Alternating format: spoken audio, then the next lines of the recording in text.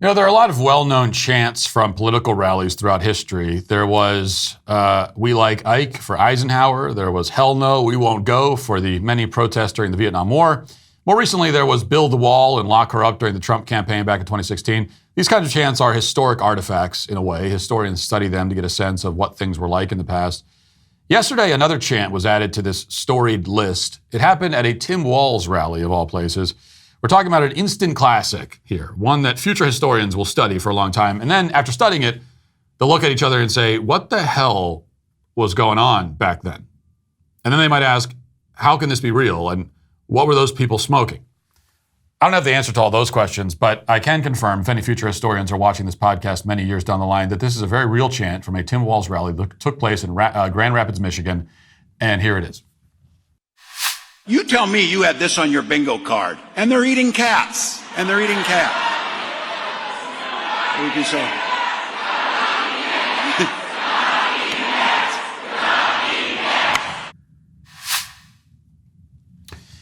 Yes, they're chanting, "We're not eating cats," over and over. And they're doing it with enthusiasm, too, like they rehearsed it. But again, we're the weird ones. They're chanting that they don't eat cats at their rallies. We're the weird ones. First of all, unless that rally was full of Haitians, which it isn't, then this chant doesn't even make sense. Nobody is saying that Democrats in general are eating cats. That's not a claim that anybody is making. The claim that people are making is that Haitian nationals specifically are eating cats. So already we're in very confusing territory with this chant. It's not even clear what they're trying to say. But if nothing else, we can determine from this chant that Republicans' claims about illegal aliens eating household pets, made most recently by Donald Trump at the debate the other day, have struck a chord with Democrats. They clearly don't think it's happening, and they're very, very upset that anyone's making the claim. In fact, they're upset to a degree that borders on comical at this point. That's certainly the case for Democrat Congressman Eric Swalwell, who had a meltdown in Congress earlier this week in response to a cat meme that was tweeted out by one of his colleagues. Watch. What in the hell is this? The chairman tweets, "Protect our ducks and kittens in Ohio," because he goes down some crazy rabbit hole, completely debunked that aliens are eating pets. My God. Are you okay, Mr. Chairman?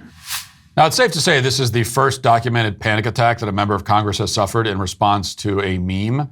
But, well, I don't even know if that's true. The Democrats have been having a lot of panic attacks about memes. Certainly the first one in response to a cat and duck meme. I think we could say that. Put aside the specific facts of the cat eating allegation for a second. This was a joke image that he was responding to, an image that is clearly intended to be humorous and which millions of people have understood as humorous. But instead it provoked this reaction. And that might be one of the greatest images to come out of Congress this decade. In complaining about a meme, Eric Swalwell has turned himself into a meme. So we have a meme out of a meme. But most people are not like Eric Swalwell, thankfully. They're able to laugh a little bit, which is why the whole cat-dog eating allegation from the debate has prompted the creation of an entire genre of videos on TikTok. In fact, this was by far the most viral moment of the debate on TikTok, other than Trump's closing argument. Here's a representative video. Watch.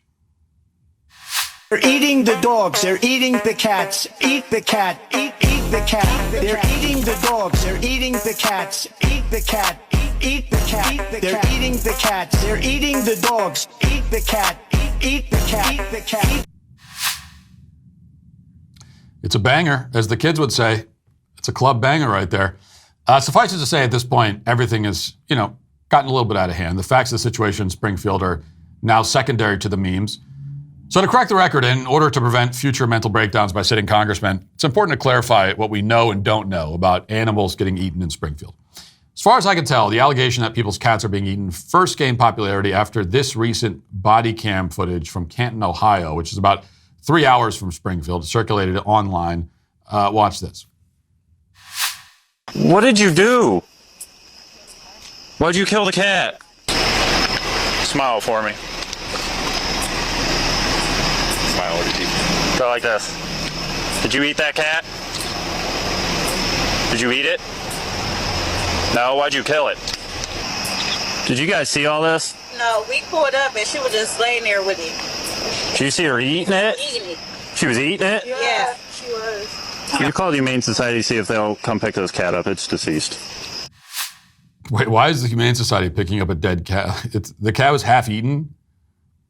I think it's a little late to call the Humane Society. Hey, get an animal shelter out here for this cat. They could take the half of it that still remains. Maybe somebody will adopt it. Anyway, so a woman with dark skin allegedly ate a cat. It's not clear if she was high or mentally disturbed or just really hungry, and the cat looked delicious. I don't know, but what is clear at this point is that the woman is not a Haitian migrant, legal or otherwise.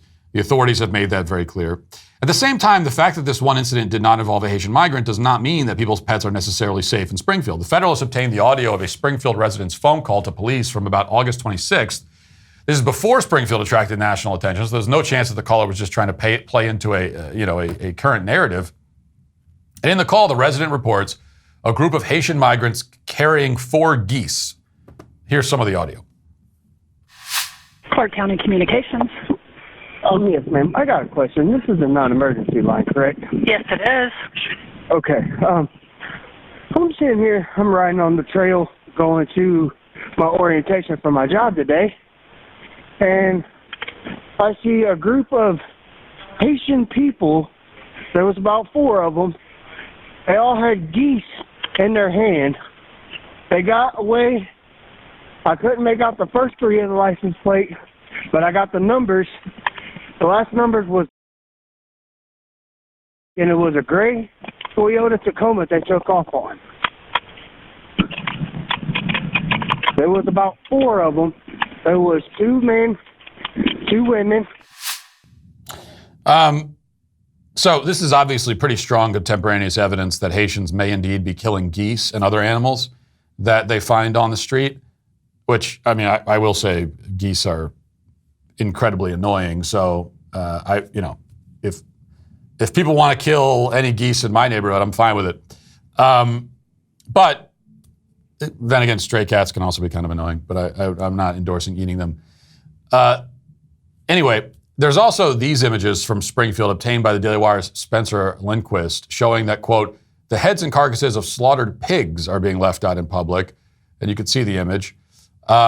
Additionally, you might have seen this viral image of a dark-skinned man in Ohio carrying an animal on the street.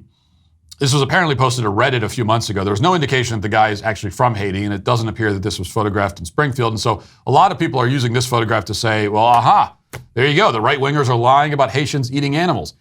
But to believe that, you'd have to overlook the first-hand accounts of people actually living in Springfield. I'm not just talking about the 911 call or the Facebook images that Spencer obtained. I'm talking about the testimony from Springfield City Council meetings, some of which I played before, but here's just a couple of those videos. They're in the park grabbing up ducks by their neck and cutting their head off and walking off with them and eating them like. These are not civilized people.